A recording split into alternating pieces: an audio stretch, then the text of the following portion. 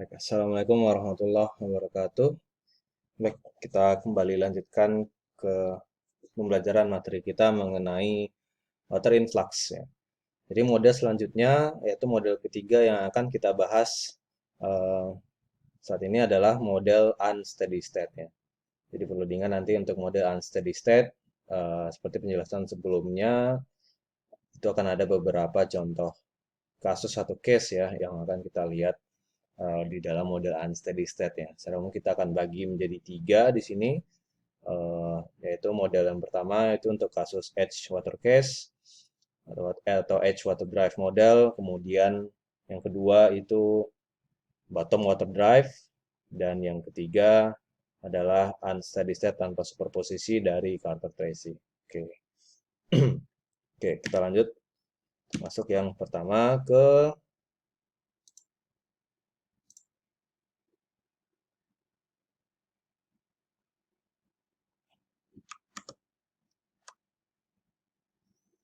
kita masuk ke model unsteady state untuk edge water drive ya.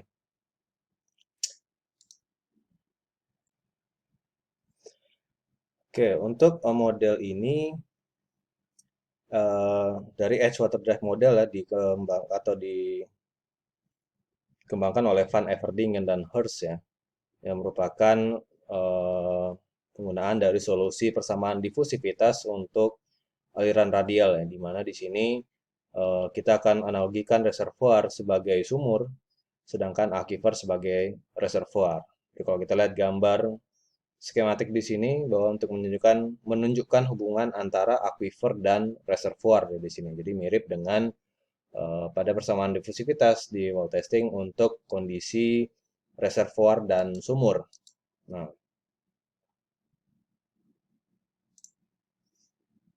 seperti ini ya. Jadi kalau kita lihat dalam sini reservoir di sini punya radius yang jauh lebih kecil dibandingkan dengan aquifer. Ini ada radius aquifer ya atau radius dari eksternal yang kita gunakan di sini untuk mengkondisikan aquifernya. Nah, nah, jadi kalau kita tinjau kembali persamaan difusivitas untuk kondisi satuan lapangan, maka kasus yang kita gunakan di sini solusinya adalah solusi untuk constant pressure.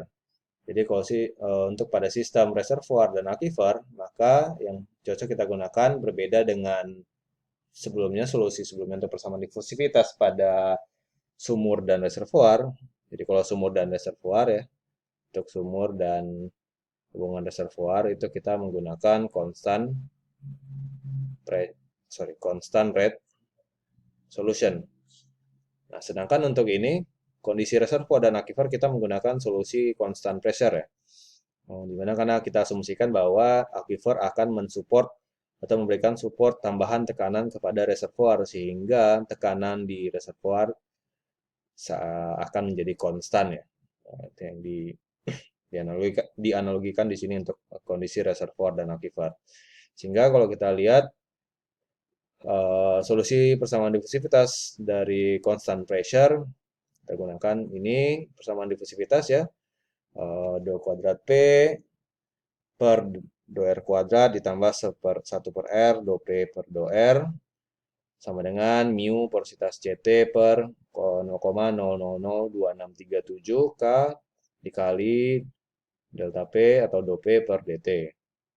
Nah, otomatis ini kita akan definisikan ya, karena di sini ada dua degree ya, dua turunan di sini, sedangkan di sini satu ya untuk waktu, sedangkan untuk radius ada dua, sehingga kita akan definisikan satu untuk waktu ya, jadi IC atau initial condition, atau kondisi awal, konstan terhadap waktu bahwa pada saat T sama dengan 0 itu akan sama dengan tekanan inisial, tekanan di radius manapun atau di lokasi atau di titik manapun ya, di sistem tersebut.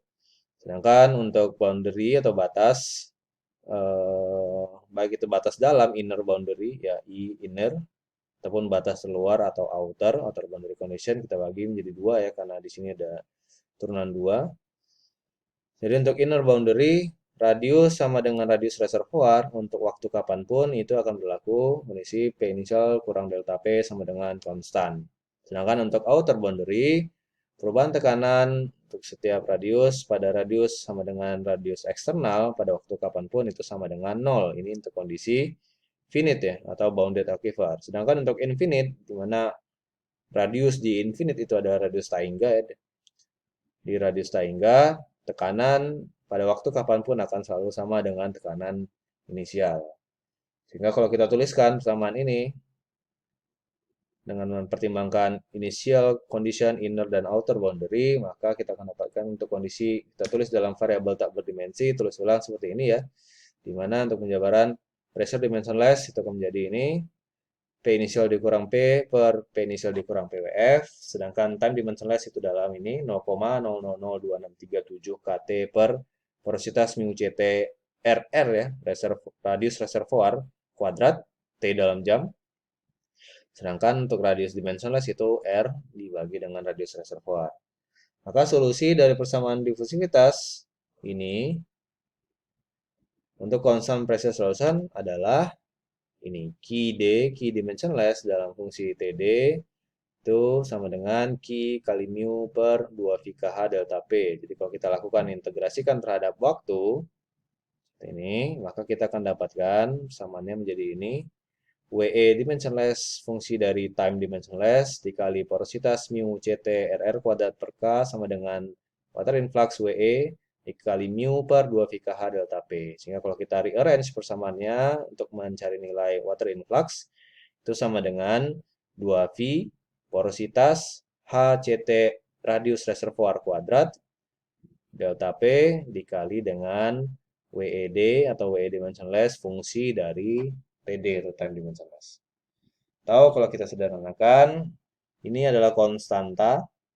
Ini adalah konstanta ya 2V porositas HCTR kuadrat itu nilainya satu konstan ya, tidak pengaruh terhadap perubahan tekanan ataupun waktu di sini. Maka ini kita bisa notasikan sebagai B aksen atau jadi persamaannya menjadi B aksen sama dikali delta P dikali WD TD. Kalau B aksen kita gunakan dalam satuan lapangan yang tadi 2 VKH itu kita ganti dengan satuan lapangan atau field unit dalam reservoir barrel per PSI. Maka itu menjadi 1,119 porositas CT RR kuadrat dikali H dikali theta per 360, di mana theta ini melambangkan sudut encroachment ya. Sudut encroachment tergantung dari aquifer masuk ke dalam reservoir. Ketika aquifernya mengelilingi seluruh reservoir, maka sudutnya pasti 360 derajat ya untuk kondisi aliran, berdasarkan kondisi aliran radial. Nih, jadi ini sistemnya, kita sistem untuk reservoir aquifer dengan geometri radial ya. Nah, sehingga di sini ada beberapa kondisi, ini kita bisa hitung ya dari data untuk nilai B aksen, delta P juga di provide ya dari histori produksi, dari perubahan tekanan yang terjadi pada saat produksi, maka kita tinggal mencari nilai WED fungsi dari TD. Apa sih itu WED fungsi dari TD? Jadi ini adalah solusi yang diberikan tersedia dari Van Everdingen dan Hertz grafik yang dia simbolkan menjadi WE dimensionless atau WED ya. Jadi solusi Van Everdingen sini tersedia dalam bentuk tabulasi atau grafik nilai WED yang merupakan fungsi dari nilai TD dan RD. Jadi kalau dalam tabel atau tabulasi tergantung dari nilai TD dan RD maka kita akan dapatkan nilai WED.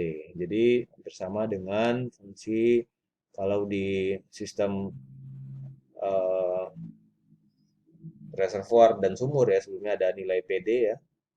Nilai PD dimensionless kalau kita gunakan tabel tergantung dari nilai TD dan RD. Nah, di sini PD-nya kita switch, kita ganti dengan WED di sini yang solusinya diberikan oleh Van Everdingen dan Hertz. Jadi untuk melihat tabel dari WED yang merupakan fungsi dari TD dan RD itu bisa dilihat di buku Tarek Ahmad ya. Bab 10, ini tabel 10.1. Ini kita gunakan untuk infinite aquifer, berarti infinite aquifer RD-nya ini otomatis sama dengan Taingga ya. Sedangkan tabel 10.2 untuk finite aquifer dengan variasi dari nilai RD. RD sama dengan sekian, sekian dan sekian.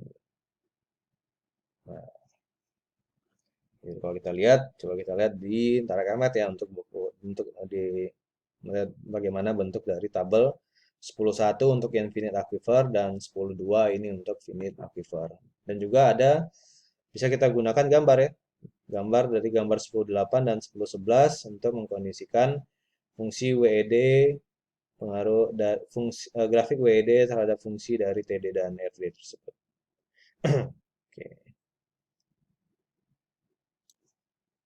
Oke, nah ini berikut adalah gambar eh, grafik ya, grafik 10.8 ini dimensionless water influx WED. Ya, WED adalah dimensionless water influx untuk beberapa nilai RE per RR ya, atau dengan kata lain ini adalah nilai dari RD. Ya, jadi tadi radius dimensionless itu adalah radius dibagi dengan radius reservoir, yaitu radius yang kita gunakan di sini adalah radius eksternal atau RE per RR, itu adalah RD atau RED ya, RE dimensionless. Nah, ini untuk kondisi kita lihat pada Taingga ya, RD sama dengan Taingga atau infinite aquifer. Ya, seperti ini, jadi kita gunakan garis yang ini. Jadi kita akan hitung berapa nilai time dimensionless. Dengan persamaan sebelumnya sudah dijelaskan untuk TD, time dimensionless, maka kita cari nilainya di sini, kita tarik ke atas, tergantung dari nilai RD-nya. Kalau dia Taingga, kita gunakan grafik yang di atas, sampai titik temu, misalnya contoh di sini ya, untuk 10, TD-nya kita tarik sampai di sini, 10 kita ambil ke kiri, bahkan nilai WED-nya adalah 7,5.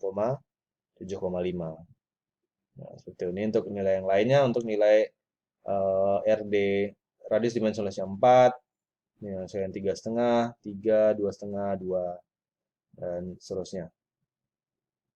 Masing-masing ini untuk yang figur atau gambar. Nah, untuk yang tabel,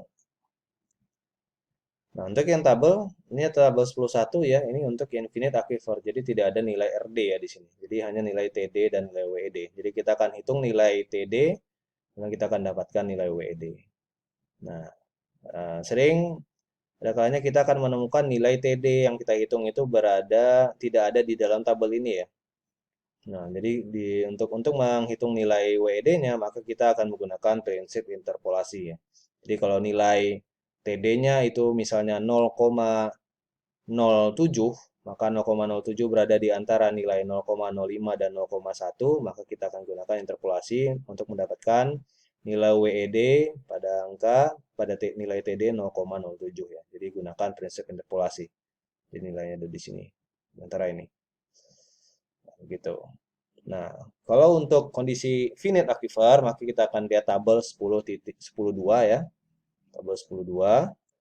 Nah, ini tabel 10.2. Jadi untuk berapa nilai dari RE per RR ya, atau RA per RE sama aja.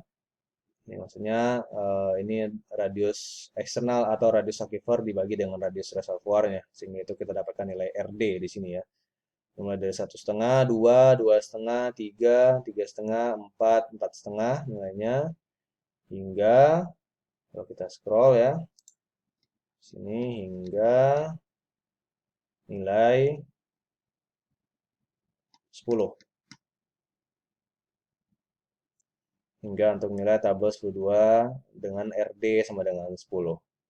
Jadi kalau kita lihat dari tabel ataupun juga dari figur atau gambar tadi, gambar 10.8, 10.9, di 10.9 nanti kita akan lihat bahwa nilai rasio radius aquifer dibagi radius reservoirnya itu maksimum dihitung untuk nilai 10. Nah, nilai 10 di sini. Nah, jika nilai radius rasio radius aquifer dan radius reservoir itu di atas 10, maka kita akan asumsikan dia menjadi kondisi infinite aquifer. Jadi kita akan gunakan tabel 10.1 untuk nilai RD di atas 10. Jadi perhatikan untuk nilai RD di atas 10, maka kita gunakan bukan tabel 10.2, tapi kita akan menggunakan tabel 10.1 untuk perhitungan nilai WED-nya. Jadi besar dari 10, kita akan gunakan tabel 10.1.